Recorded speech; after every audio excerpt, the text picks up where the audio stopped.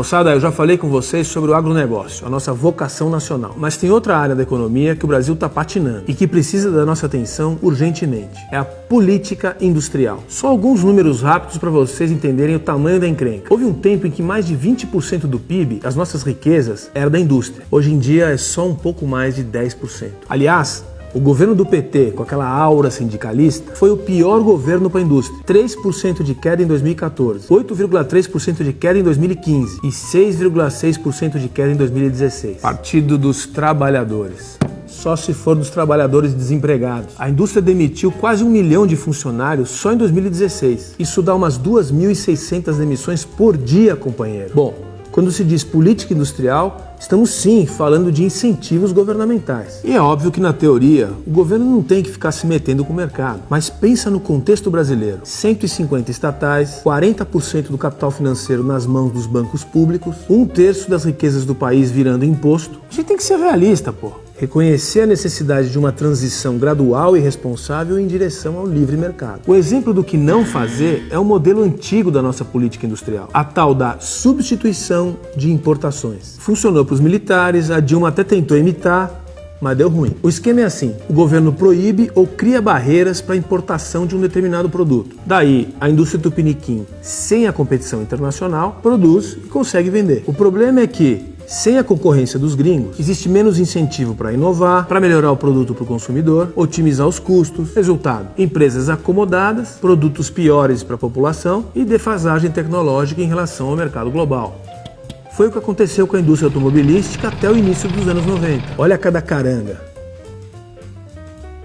Teve até ex-presidente falando que carro brasileiro era carroça. De lá pra cá, a coisa não evoluiu tanto. Boa parte da indústria ainda é blindada contra a competição internacional. Mas, moçada, presta atenção. É por causa desse tipo de política protecionista que o seu bolso sofre. Na hora de comprar o seu celular, o seu notebook, o seu videogame. Na gringa, tudo isso que eu falei é muito mais barato. O que é caro é a interferência do governo brasileiro.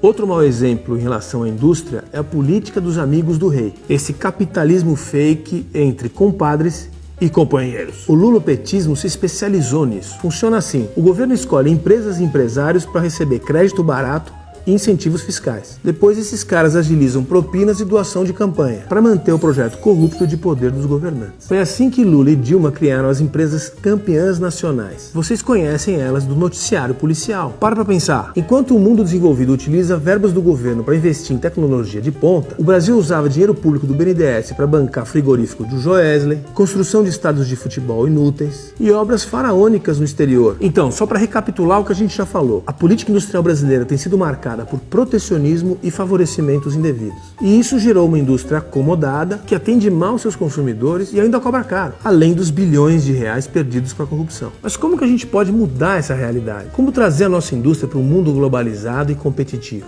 Vamos lá. Em primeiro lugar, nós precisamos melhorar o ambiente de negócios para incentivar o investimento privado e o empreendedorismo. Aquela velha história das reformas estruturais. Estou falando essencialmente de reduzir imposto, acabar com a indústria das ações trabalhistas e simplificar as regulações burocráticas. O inferno burocrático, o manicômio burocrático. 2.600 horas por ano para lidar com a questão fiscal no Brasil. A outra medida óbvia é cortar os privilégios dos amigos do governo. Só tem que ter incentivo para empresas que seguem critérios objetivos. Por exemplo, está pagando seus impostos em dia? Está cumprindo suas obrigações trabalhistas? Tem metas de expansão, contratação e investimento em tecnologia?